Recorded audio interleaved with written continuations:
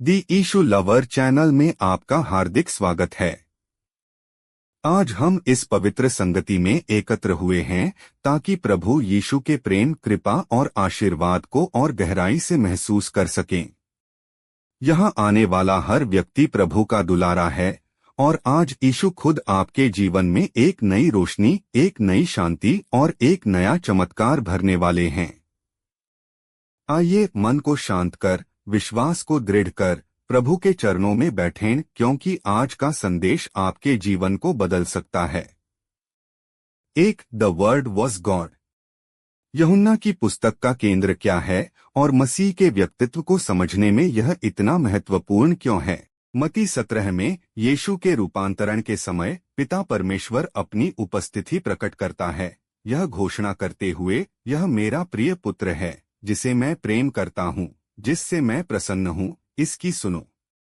मत्ती 17:05 पिता ने 3 चेलों को यीशु के शब्द सुनने और उनके प्रति आज्ञाकारी होने का आदेश दिया।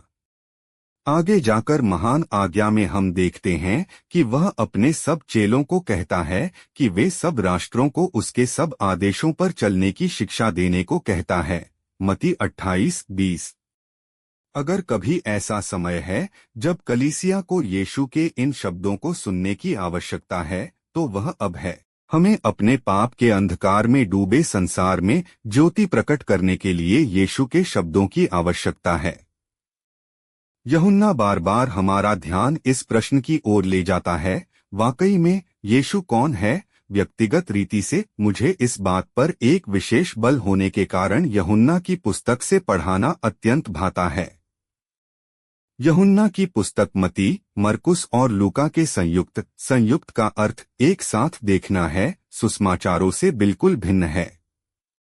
पहले 3 सुसमाचार यीशु के कार्यों और शिक्षाओं पर ज्यादा केंद्रित हैं, जबकि यूहन्ना का ज्यादा केंद्र इस बात पर है कि यीशु कौन है। यह संभव है कि यूहन्ना ने पहले से ही वह पढ़ लिया हो जो अन्य सुसमाचारों के लेखक यीशु के बारे में लिखते हैं, क्योंकि ज्यादातर बाइबल समीक्षक मानते हैं कि यूहन्ना का सुसमाचार लगभग 90 ईसा पश्चात लिखा गया था। यूहन्ना यीशु के जीवन में उसके जन्म, बपतिस्मे, जंगल में उसकी परीक्षा, गतसमने में उसकी पीड़ा, उसके उठाए जाने, दुष्ट आत्माओं से सामने और दृष्टांतों जैसी महत्वपूर्ण घटनाओं को छोड़ देता है। यूहन्ना कई ऐसी बातें भी शामिल करता है जिनके बारे में औरों ने नहीं लिखा, जैसे कि यीशु द्वारा पानी को दाखरस में बदलने का वाकया, जिसे यीशु का पहला आश्चर्य कर्म मन गया। यूहन्ना 2:1-11 कफरनूम में राजा के कर्मचारी के बेटे की चंगाई। यूहन्ना 4:46-54 बैथस्दा के कुंड पर बीमार की चंगाई। यूहन्ना 5:1-9 जन्म से अंधे आदमी की चंगाई। यूहन्ना 9:1-7 लाजर का जिलाया जाना।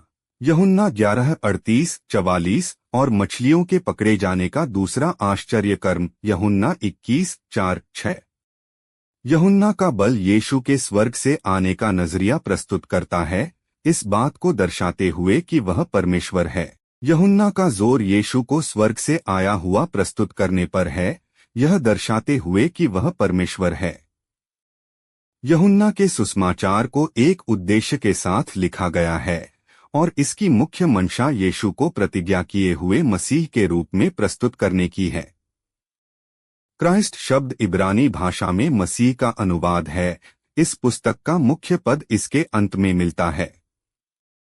परंतु ये इसलिए लिखे गए हैं कि तुम विश्वास करो कि यीशु ही परमेश्वर का पुत्र मसीह है और विश्वास करके उसके नाम से जीवन पाओ। परमेश्वर ने उद्धार प्राप्त करने की कार्यविधि को इतना सहज बनाया है कि सब उसे प्राप्त कर सकते हैं।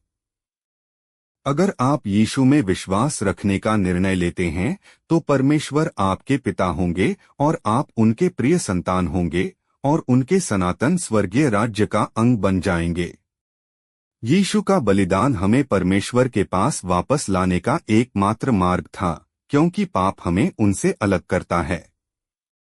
लेकिन यीशु हमारे पापों को अपने ऊपर लेने के लिए तैयार थे।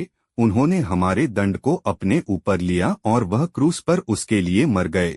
हर कोई जो उन पर विश्वास करने का विकल्प चुनता है उस पर दंड आज्ञा नहीं है, इसीलिए वो बचाया जाता है और वो सच्चा मसीह बन जाता है।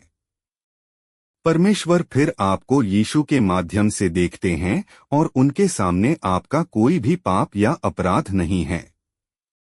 यह हम में से प्रत्येक के लिए परमेश्वर की ओर से एक मुफ्त उपहार है। यह अद्भुत अनुग्रह है। दोषी लोगों को निर्दोष ठहराने के लिए एक को बलिदान किया गया था, परंतु जितनों ने उसे ग्रहण किया, उसने उन्हें परमेश्वर के संतान होने का अधिकार दिया, अर्थात उन्हें जो उसके नाम पर विश्वास रखते हैं। यूहन्ना 1:12। चेतावनी। हर एक व्यक्ति को परमेश्वर से दूर जाने के परिणाम जानने का अधिकार है। यह बताया जाना चाहिए कि परमेश्वर उन सभी के प्रिय पिता हैं जिन्होंने यीशु को मुक्तिदाता के रूप में स्वीकार किया है, लेकिन यह भी बताया जाना चाहिए कि जो उनसे दूर जाते हैं वे उन्हें एक दिन न्यायाधीश की तरह देखेंगे। उस समय कोई दूसरा मौका नहीं होगा, पछतावे की कोई संभावना नहीं होगी। बाइबल के धर्म सिद्धांत में मृत्यु के पश्चात दो वैकल्पिक परिणामों के संबंध में कहा गया है: परमेश्वर का राज्य या पीड़ा अथवा आशाहीन स्थान। यीशु ने कहा, जो शरीर को घात करते हैं पर आत्मा को घात नहीं कर सकते, उनसे मत डरना, पर उसी से डरो जो आत्मा और शरीर दोनों को नरक में नाश कर सकता है। मत्ती 10:28। इस पृथ्वी पर आपने जो समय गुजारा है, मृत्यु पश्चात के काल की तुलना में यह समय आंख की पलक झपकने के समान है। फिर भी इस जीवन में विश्वास रखने के लिए आप जिसको चुनते हैं, वह आपका मृत्यु पश्चात का शाश्वत काल निर्धारित करता है। यह आपकी पसंद है जो निर्धारित करता है कि आप अनंत काल कहाँ बिताएंगे। यह सबसे महत्वपूर्ण निर्णय है जिसे आपको कभी भी करना होगा, इसलिए कृपया इसे ध्यान से समझें। यीशु ने कहा, यदि मनुष्य सारे जगत को प्राप्त करे और अपने प्राण की हानि उठाए तो उसे क्या लाभ होगा। मत्ती 16:26।